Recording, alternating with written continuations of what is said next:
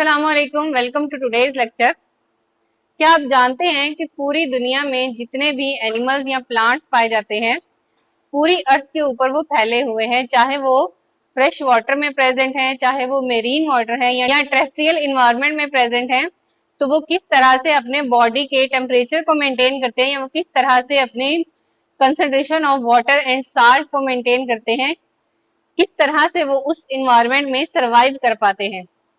तो ये सारा कुछ आज के इस लेक्चर में हम कवर करने वाले हैं। तो हमारा जो टॉपिक है वो है ओस्मो रेगुलेशन। ओस्मो रेगुलेशन क्या होती है? ओस्मो रेगुलेशन एक ऐसा प्रोसेस जिसमें वाटर और साल्ट की कंसंट्रेशन को रेगुलेट किया जाए for proper function of body, for proper function of blood pressure, for proper function और for regulating the body metabolism. इस प्रोसेस को कहा जाता है ओस्मो रेगुलेशन। ओस्मो रेगुलेशन की बेस पे ऑर्गेनिज्म को दो हिस्सों में डिवाइड किया गया, एक ओस्मो कन्फॉर्मर्स और एक ओस्मो रेगुलेटर्स। सबसे पहले देख लेते हैं ओस्मो कन्फॉर्मर्स क्या होते हैं। ऐसे एनिमल्स जो कि अपना बॉडी का जो फ्लूइड है वो कांस्टेंट ना रख पाए, उसको ऑस्मोटिक कंसंट्रेशन के जरिए बॉडी फ्लूइड को इन्वायरमेंट के फ्लूइड के साथ या इन्वायरमेंट के साथ मैच करें, जिनका बॉडी फ्लूइड आइसोटोनिक हो, वो आपके पास क्या कहलाते हैं? Osmo conformers. ऐसे एनिमल्स जिनका बॉडी टेम्परेचर, बॉडी फ्लूइड क्या करे, इन्वायरमेंट के साथ चले या इन्वायरमेंट के साथ मैच हो, वो आपके पास क्या कहलाते हैं? ओस्मो कन्फॉर्मर्स कहलाते हैं। और ये क्या होते हैं? आइसोटोनिक इन नेचर होते हैं। जैसा कि आपके पास शार्क है या हैग फिशेस हैं, ये क्या कहलाते हैं? ये ओस्मो कन्फॉर्मर्स कहलाते हैं। ओस्मो रेगुलेटर्स क्या होते हैं? ऐसे एनिमल्स जिनका बॉडी फ्लूइड जो है वो कांस्टेंट रहे, वो वेरी ना करे, चाहे बाहर का एनवायरनमेंट में कंसंट्रेशन ऑफ वाटर या साल्ट जो भी हो, लेकिन उनका जो फ्लूइड है वो क्या रहे? वो कांस्टेंट रहे, रिमेन सेम हो, वो आपके पास क्या कहलाते हैं? ओस्मो रेगुलेटर्स कहलाते हैं। ये रेगुलेट कर जाते हैं अपने बॉडी फ्लूइड को। इनका जो फ्लूइड है वो कांस्टेंट रहता है, इनका इंटरनल कंडीशन जो है वो सेम रहती है, कांस्टेंट रहती है, चाहे इन्वायरमेंट जैसा भी है। ये आपके पास कुछ एग्जांपल इनकी क्या है? एक्वेटिक या टेरेस्ट्रियल जितने भी एनिमल्स हैं वो आपके पास क्या कहलाते हैं? ओस्मो रेगुलेटर्स कहलाते हैं। अब कौन कौन से ऐसे मेथड्स हैं या कौन कौन सी ऐसी प्रॉब्लम है जो कि रेगुलेशन में फेस करनी पड़ती हैं इन ऑर्गेनिजम्स को? तो आपके पास सबसे पहले जो ऑर्गेनिज्म वो फ्रेश वाटर एनिमल्स जो हैं, वो अगर आप देखें, फ्रेश वाटर एनिमल जो है वो हाइपोटोनिक इन नेचर होते हैं। किस तरह से हाइपोटोनिक इन नेचर होते हैं? इनके अंदर प्रॉब्लम क्या होती है कि इनके अंदर साल्ट की कंसंट्रेशन जो है वो ज्यादा रहती है। ठीक है, अंदर वाला जो इन्वायरमेंट है वो क्या रहता है? वहां पे साल्ट कंसंट्रेशन ज्यादा रहती है, मतलब इनर इन्वायरमेंट जो है वो हाइपरटोनिक होता है, आउटर इन्वायरमेंट जो है वो क्या होता है? हाइपोटोनिक। अब इस हाइपरटोनिक की वजह से, क्योंकि बाहर सारा क्या है? पानी है, फ्रेश वाटर है, तो वाटर जो है वो अंदर एंटर हो जाता है थ्रू ऑस्मोसिस, और साल्ट जो है वो क्या होता है? बाहर डिफ्यूज हो जाता है। अब क्या होता है यहाँ पे कि चूंकि इन्होंने अपनी बॉडी के फ्लूइड को मेंटेन रखना है, तो ये क्या करती हैं कि वाटर को डाइल्यूट यूरिन के थ्रू रिलीज करती रहती हैं। अब इनकी प्रॉब्लम और सोल्यूशन हम वन बाय वन देख लेते हैं। सबसे पहले प्रॉब्लम क्या है कि एक्सेस वाटर जो है वो इनकी बॉडी के अंदर एंटर होता है और बॉडी क्या हो जाती है? फूल जाती है। बॉडी में हाइपोटोनिक सोल्यूशन हो जाता है, मतलब ये कि वाटर की कंसंट्रेशन ज्यादा हो गई और साल्ट की कंसंट्रेशन कम हो गई। अब इसको मेंटेन करने के लिए क्या करती हैं ये कि पानी को रोकती हैं कि पानी कम से कम बॉडी के अंदर एंटर हो। दूसरा क्या करती है? एक्सेस वाटर रिलीज करती है। किस तरह से? डाइल्यूट यूरिन को प्रोड्यूस करके। और इसके अलावा क्या होता है? जब साल्ट की कंसंट्रेशन इनकी बॉडी में कम हो जाती है तो एक्टिव ट्रांसपोर्ट के थ्रू एटीपी को यूटिलाइज करते हुए, एनर्जी को यूटिलाइज करते हुए ये क्या करती है? साल्ट की कंसंट्रेशन को बैलेंस करती है और साल्ट को इनटेक कर लेती है। कहां से? बाहर से अंदर ले आती है थ्रू फूड। तो इस तरह से ये फ्रेश वाटर एनिमल्स जो हैं वो खुद को इन्वायरमेंट के साथ मेंटेन करते हैं। नेक्स्ट हमारे पास आ जाता है मेरीन वाटर। ये क्या होते हैं? मेरीन वाटर जो है वो मोस्टली हाइपोटोनिक होते हैं। किस तरह से? अब ये देखें, मेरीन है तो मेरीन में समंदर का जो पानी होता है वो क्या होता है? नमकीन। तो इसका मतलब साल्ट की कंसंट्रेशन बाहर ज्यादा है और अंदर जो है वो पानी की कंसंट्रेशन ज्यादा है। तो इन एनिमल के अंदर इनको पानी की कंसंट्रेशन अपनी बॉडी के अंदर ज्यादा रखनी होती है। क्यों? क्योंकि बाहर क्या है? साल्ट ज्यादा है।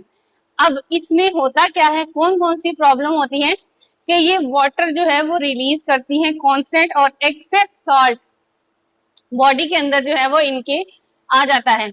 पानी जो कि बॉडी के अंदर होना चाहिए वो क्या होता है? रिलीज हो जाता है और एक्सेस सॉल्ट जो है वो बॉडी के अंदर आ जाता है थ्रू गिल्स। अब करती क्या है ये? एक्सेस वाटर को जब फूड के थ्रू गेन कर लेती हैं तो या फिर सॉल्ट को जो है वो गेन कर लेती हैं, तो सोल्यूशन क्या होता है इनका कि ये मेरीन वाटर को कॉन्टिन्यूसली इनटेक करती हैं। जब इनटेक करती हैं तो इसमें होता क्या है कि वाटर भी साथ आता है और साथ सॉल्ट भी आता है। तो सॉल्ट जो है वो क्या करती है? बॉडी से डिफ्यूज कर देती हैं। किसके थ्रू? डिफरेंट मैकेनिज्म के थ्रू, गिल्स के थ्रू या डिफरेंट बॉडी पार्ट्स के थ्रू सॉल्ट जो है वो क्या हो जाता है? लॉस हो जाता है, निकल जाता है, जबकि वाटर जो है वो रिमेनिंग रहता है। अब उस वाटर को क्या करती हैं? और ज्यादा वाटर को अपनी बॉडी के अंदर मेंटेन करने के लिए कंसंट्रेटेड यूरिन रिलीज करती हैं, जिसमें क्या होता है? सॉल्ट की कंसंट्रेशन ज्यादा होती है और वाटर की कंसंट्रेशन कम होती है। तो कंसंट्रेटेड यूरिन पैदा करती है या फिर इनके अंदर जो है एक स्पेशल किस्म के ग्लैंड होते हैं जिनको रेक्टल ग्लैंड्स कहा जाता है। अब ये आपके पास शॉर्ट क्वेश्चन आता है, define rectal glands. Rectal glands क्या होते हैं? ऐसे ग्लैंड्स जो कि ब्लड के अंदर साल्ट जो प्रेजेंट है उसको एब्जॉर्ब करके डाइजेस्टिव ट्रैक में ले आए और फिर डाइजेस्टिव ट्रैक से फीसिस के थ्रू इन्वायरमेंट में वो सॉल्ट रिलीज हो जाए, वो क्या कहलाते हैं? रेक्टल ग्लैंड्स कहलाते हैं। ये ग्लैंड ऐसी सेक्रीशन पैदा करते हैं जो कि ब्लड से साल्ट को एब्जॉर्ब करके डाइजेस्टिव ट्रैक में लेकर आती है और डाइजेस्टिव ट्रैक से फीसिस के थ्रू वो साल्ट जो है वो बॉडी से रिमूव हो जाते हैं। ये आपके पास क्या कहलाते हैं? रेक्टल ग्लैंड्स कहलाते हैं। नेक्स्ट हमारे पास आ जाता है टेरेस्ट्रियल एनिमल्स। ऐसे एनिमल जो कि पानी में प्रेजेंट नहीं हैं। अब वो जो होते हैं वो हाइपरटोनिक इन नेचर होते हैं। क्या करते हैं? उनको कौन कौन सी प्रॉब्लम फेस करनी पड़ती है कि उनको इवेपोरेशन के थ्रू उनका वाटर लॉस होता है। फॉर एग्जाम्पल ह्यूमंस, हमारा भी क्या होता है? इवेपोरेशन के थ्रू, पसीने के थ्रू वाटर जो है वो क्या होता है? रिलीज होता है। और उसके अलावा अब उसकी रिलीज होने की वजह से डिहाइड्रेशन हो जाती है। अब डिहाइड्रेशन होने की वजह से क्या होता है? उनको ज्यादा पानी इनटेक करना पड़ता है। अब पानी इनटेक करते हैं और साथ साथ इवेपोरेशन के मैकेनिज्म को रोक के रखते हैं।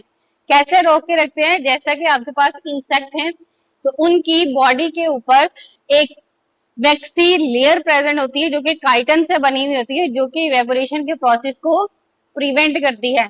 या फिर आपके पास जो रेप्टाइल्स हैं इनकी बॉडी जो है वो ऊपर से क्या होती है? इनके स्केल हार्ड होते हैं, कैरेटिन के बने हुए होते हैं। तो उस वजह से भी क्या होती है? इवेपोरेशन को रोक के रख सकते हैं।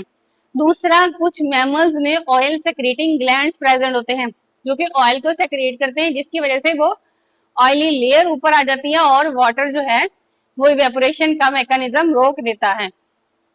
या फिर जैसे डेजर्ट एनिमल्स हैं, जैसे कैमल है, तो वो क्या करते हैं? उनकी बॉडी के अंदर एक्सेस वाटर जो है वो अपने अंदर स्टोर करके रख सकते हैं। इसी तरह से डेजर्ट प्लांट भी क्या करते हैं?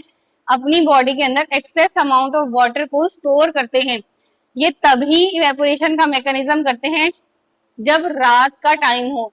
दिन के वक्त ये बिल्कुल भी मेटाबॉलिज्म जो है वो नहीं करते। क्यों? क्योंकि उस सिचुएशन में क्या होता है कि लॉस ऑफ वाटर होता है। सेलुलर रेस्पिरेशन में क्या होता है? वाटर जो है वो लॉस हो जाता है। अब इसमें वो करते क्या है? रात के वक्त जब ह्यूमिडिटी होती है, जब वेदर कूल हो जाता है, तब वो ये मैकेनिज्म करते हैं जिसकी वजह से कम वाटर लॉस होता है और इवेपोरेशन का भी मैकेनिज्म प्रिवेंट हो जाता है, रुक जाता है। तो इस तरह से पूरी दुनिया में रहने वाले एनिमल्स जो हैं वो अपने आप को डिफरेंट सिचुएशन में कैसे मेंटेन करते हैं, चाहे वो फ्रेश वाटर के अंदर प्रेजेंट है, चाहे वो मेरीन वाटर में प्रेजेंट है, या फिर वो टेरेस्ट्रियल एनिमल्स हैं, तो वो अपने आप को डिफरेंट मैकेनिज्म के थ्रू डिफरेंट एडाप्टेशन को अडॉप्ट करके अपने आप को सरवाइव करवाते हैं उस इन्वायरमेंट के साथ। तो इस टॉपिक से रिलेटेड आपको कोई क्वेश्चन है तो कमेंट बॉक्स में मुझसे जरूर पूछें। चैनल को सब्सक्राइब करें, वीडियो को लाइक एंड शेयर करें। See you soon in the next video. अल्लाह हाफिज।